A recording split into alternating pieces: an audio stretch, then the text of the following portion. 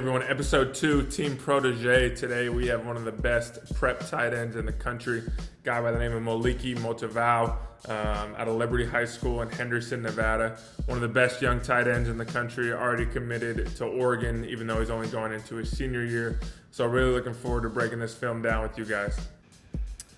As you know, one of the first things that I am looking for when I watch these films is the stance and the start. I think it's paramount for young tight ends to develop good habits in the stance and start. And right here we see with Moliki, his front knee, good knee bend, back leg, good knee bend, great forward lean. So he's going to be efficient in and out of his stance.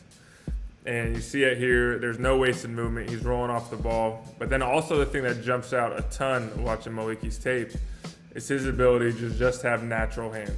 He doesn't break stride. His ball is low at his kneecaps, and he's just able to pluck it, kind of bobble maybe once, maybe twice, but he never loses concentration with it. And once he catches the ball, he's rolling after the catch. And, you know, I did a little research on Moliki and just to see where do his natural hands come from. And my guy is a stud on the hardwood. He's a basketball player like I was back in the day. And he actually is clutch, too. He had the game-winning tip of his high school quarterfinal basketball game.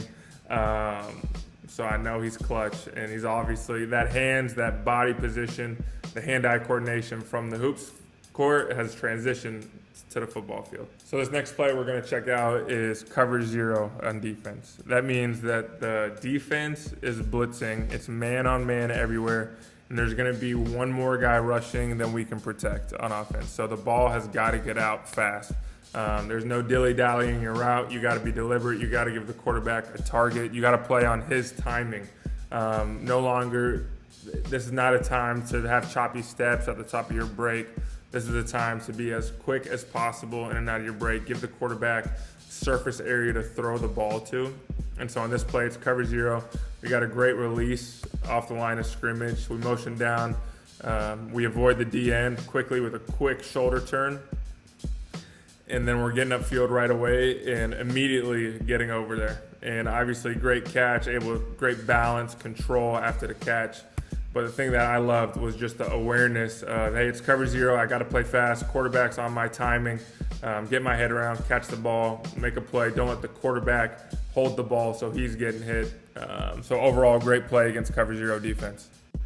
So we saw Moliki do a great job against cover zero coverage. And cover zero, as we spoke about, the defense is blitzing one more guy than we can block on offense. And so this means we got to play fast. The quarterback's got to play fast. We got to give the quarterback the ability to shortcut and throw us the ball so he doesn't get hit. And it's not always a tight end. It can be a receiver. It can be a running back that's just playing fast, looking with his eyes faster. So we're able to get a completion instead of the quarterback holding onto the ball, possibly sack, possible fumble. And so here we're playing the Jets. They do a lot of cover zero. The coaches did a great job this week kind of preparing us to face cover zero. And so we have 3 defensive guys that can all cover me and Sprolzy in the backfield. And that just is kind of red alert at the beginning that something's not right. Typically it's 2 over 2 when it's man coverage. And so our antennas are kind of up that something could be happening. I'm supposed to have a 12-yard in route here. And Karsten and I kind of see it. We shorten up our route and end up scoring a touchdown just for the fact that we're playing fast and being on the same page. And as a tight end, giving the quarterback somewhere to go to that he can trust. That's what it's all about. So here it is right here. Break it off early, give the quarterback somewhere to throw, and score a touchdown. So this next play is something that I think we can really coach off of. Moliki's going to be at the top. He's at the top of the screen, all the way up by the numbers.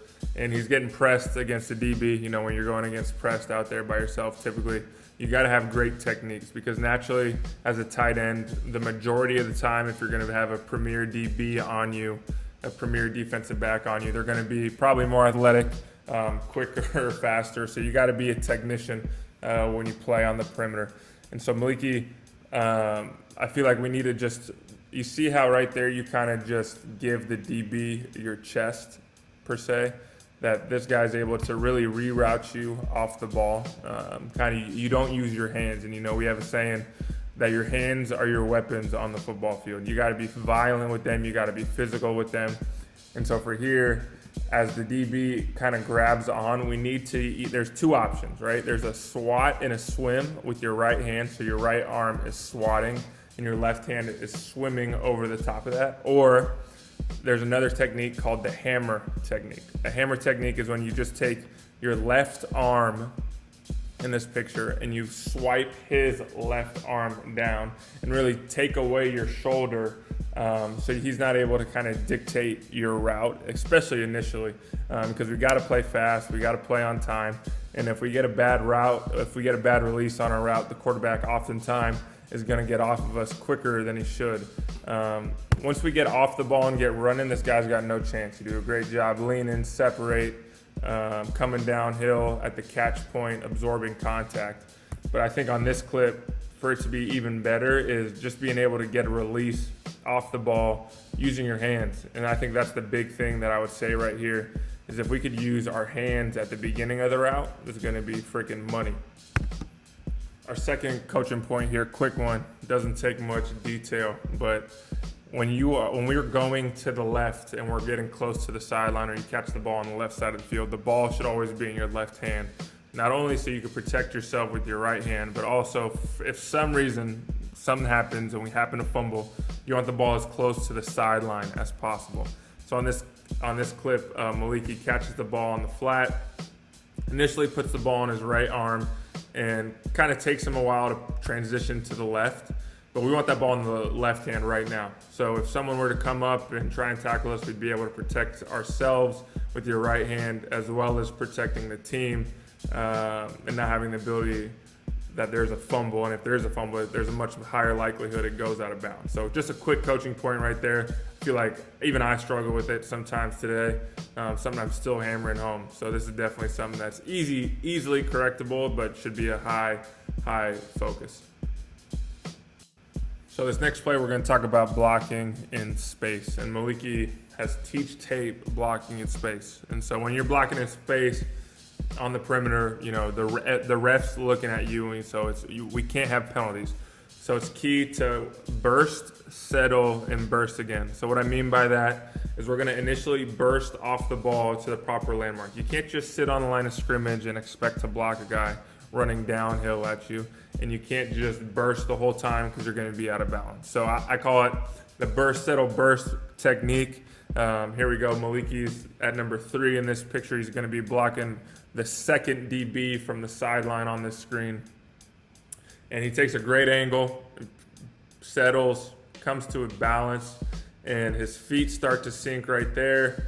His base starts to widen, and he's playing in a balance. And then when he sees the DB trigger, he's going to burst again. So he's going to burst, settle, burst here. And I think he does an outstanding job blocking in space for his buddy, the receiver. So here Moliki is going to be pulling. He's going to be blocking, leading up on the linebacker. And he does a great job getting on him. But I think we could be a little more efficient with his feet, with your feet, Moliki. And I think this is going to allow you to stay square and allow you to kind of adjust if need be. You know, here you kind of open step, you open your body with your left foot, and your whole shoulders turn. And it kind of takes you a while, and it'd be really hard to adjust on the fly if something were to change in front of you. And so here we go. We're pulling up on the linebacker and does a great job blocking. Obviously, running back's able to make a big play based on his block solely. But I just think we could be a little better getting up there, a little more efficient getting up to the linebacker just because of our feet. And I'm going to show you a clip of me doing it against the Atlanta Falcons a couple years back that I think will give you kind of a visual of what I'm talking about, how we can be more efficient with our footwork. All right, so here we go. We're talking about the skip pull. And what I mean by that is I'm on the left side. I'm in the hip of the tackle, and I'm going to be pulling for number 45 here. And it's the same guy that you were pulling for in your clip, Moliki, but the technique that I'm using to allow myself to stay square, I think can help you out a lot. So I'm going to be skip pulling. It's almost like a karaoke behind you, kind of a back cut or side cut. And it's very helpful in the sense it allows you to keep your shoulders square. So if anything changes, you're allowed to adjust. So I'm supposed to be pulling in between number 67 and 62 for 45. And on the snap of the ball, the Atlanta Falcons move everyone, and 45 goes all the way around. And with that skip pull, I'm able to keep my shoulders square, have patience, and adjust throughout the blocking scheme. So I'm going to let it go, skip, adjust, and finish up on the linebacker. And so I think the skip pull can help you out a lot as we pull on linebackers to keep our shoulders square and allow us to get downhill as fast as possible. So here we go. In this next play, we're going to talk about a slam flat on a kind of, we call it a naked rollout by the quarterback. Our job is to get the quarterback the edge and then give him an option to throw the ball to the flat if we're open.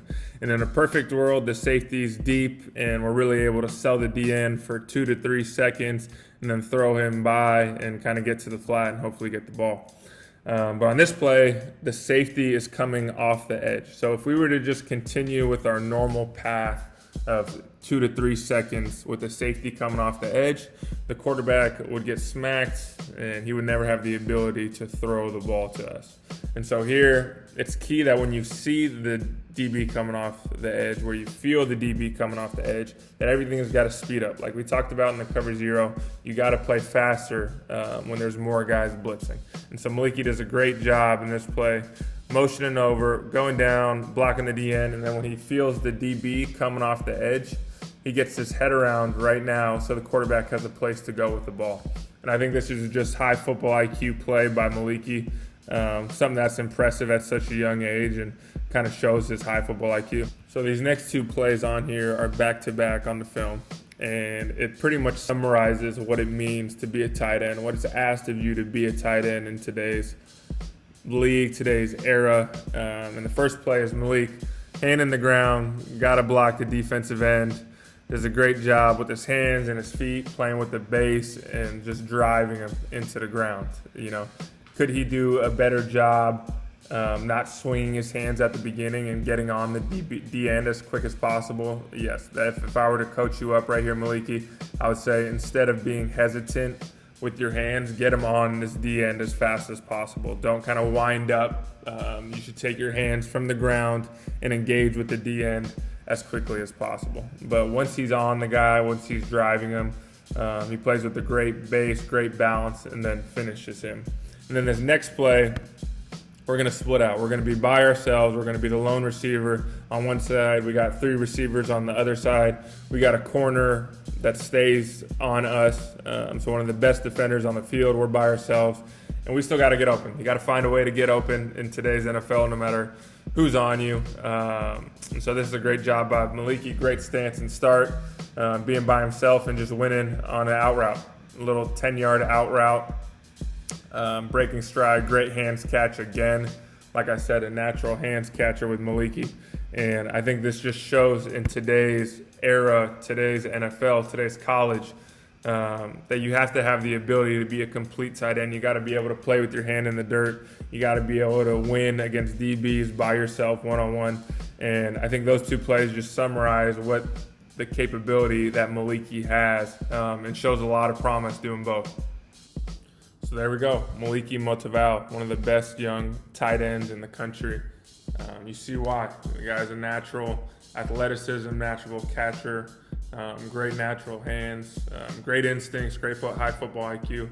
So you can see why he's highly sought after by a lot of colleges. He's going to have a great college career.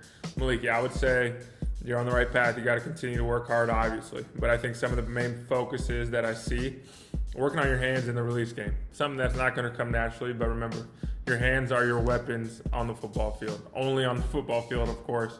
But you got to be able to swat and swim, or just a little hammer technique like I was talking about, getting your right hand, taking the shoulder away from a DB.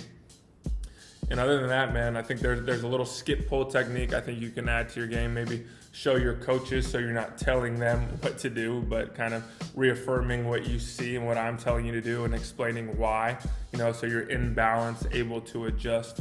But overall, man, thank you for allowing me this opportunity. Hopefully you get something out of this.